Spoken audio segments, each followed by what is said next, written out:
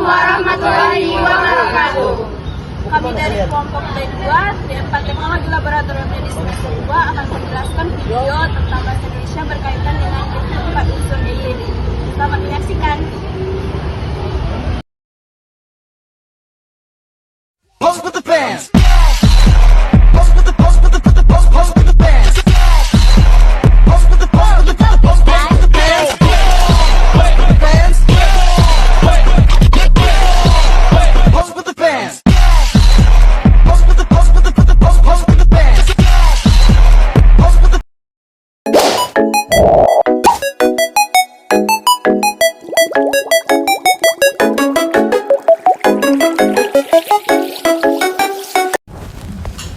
Pengertian ejaan yang disempurnakan. Ejaan yang disempurnakan atau EYD adalah tata bahasa dalam bahasa Indonesia yang mengatur penggunaan bahasa Indonesia dalam tulisan, mulai dari penulisan huruf kapital dan huruf miring, serta penulisan unsur serapan. EYD dapat diartikan sebagai tata bahasa yang disempurnakan. Dalam penulisan karya ilmiah, perlu adanya aturan tata bahasa yang menyempurnakan sebuah karya tulisan, sehingga EYD yang disempurnakan dapat digunakan untuk membuat tulisan dengan cara yang baik dan benar. Ejaan bahasa Indonesia yang berlaku saat ini ialah ejaan yang disempurnakan yang ditetapkan dengan Keputusan Menteri Pendidikan dan Kebudayaan RI nomor 03-1-72 tanggal 20 Mei 1972 dan diresmikan penggunaannya dengan Surat Keputusan Presiden RI nomor 52 tanggal 17 Agustus 1972. Yang pertama, penggunaan huruf, yaitu huruf kapital. Huruf kapital digunakan untuk menunjukkan awal kalimat, nama diri, gelar, jabatan, dan lain-lain.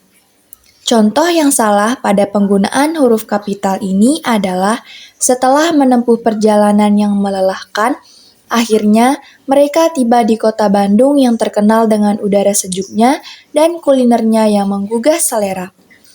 Adapun contoh yang benar adalah setelah menempuh perjalanan yang melelahkan, akhirnya mereka tiba di kota Bandung yang terkenal dengan udara sejuknya dan kulinernya yang menggugah selera.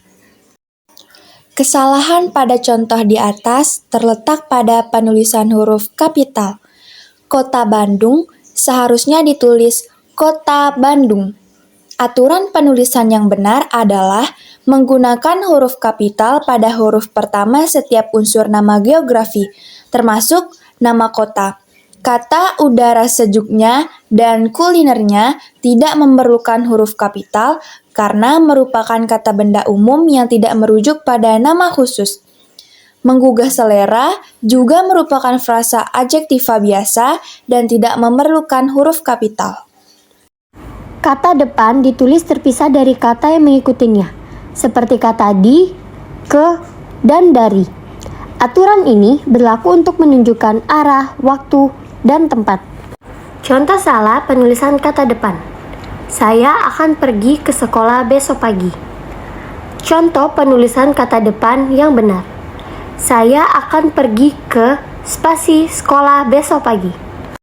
Kesalahan pada contoh di atas terletak pada penulisan kata depan ke yang digabung dengan kata benda sekolah. Ke dalam kalimat tersebut berfungsi sebagai kata depan yang menunjukkan arah atau tujuan. Menurut kaidah bahasa Indonesia, kata depan seperti di, ke, dan dari harus ditulis terpisah dari kata yang mengikutinya.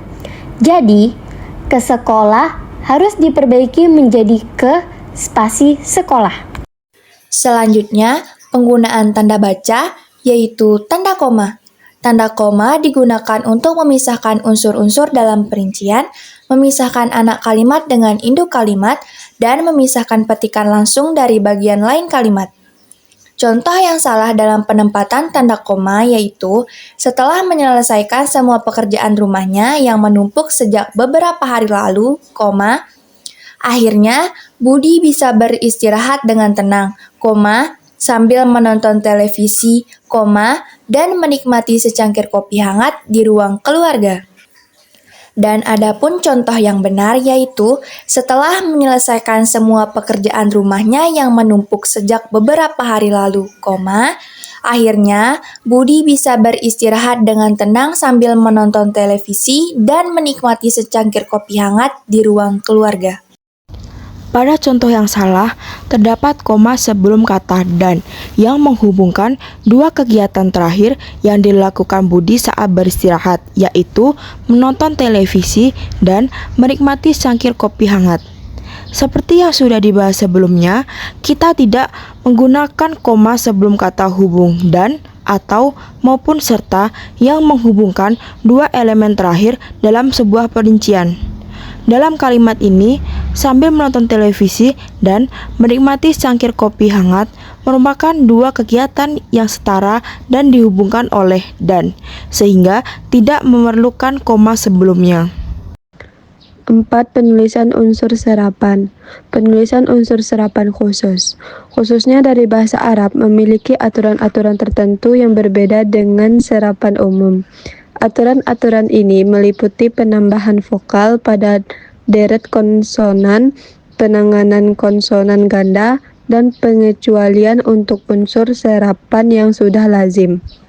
Contoh yang salah yaitu, anak itu sangat sabar menghadapi ujian hidupnya. Pada contoh yang salah, tidak terdapat penambahan konsonan setelah huruf B. Contoh yang benar yaitu, anak itu sangat sabar menghadapi ujian hidupnya. Kata sobrun adalah serapan dari bahasa Arab yang memiliki deret konsonan di akhir kata, yaitu B dan R. Dalam penyerapan ke dalam bahasa Indonesia, deret konsonan tersebut harus disisipi vokal yang sama dengan vokal sebelumnya agar sesuai dengan kaidah pelafalan bahasa Indonesia. Vokal sebelum deret konsonan adalah A, maka disisipkan A di antara B dan R, sehingga menjadi sabar. Penulisan sobrun tidak sesuai dengan ejaan bahasa Indonesia karena sulit diucapkan dan tidak mengikuti aturan adaptasi fonologis.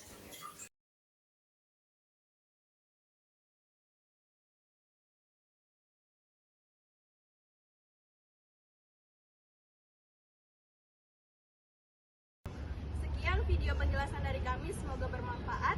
Wassalamualaikum warahmatullahi wabarakatuh.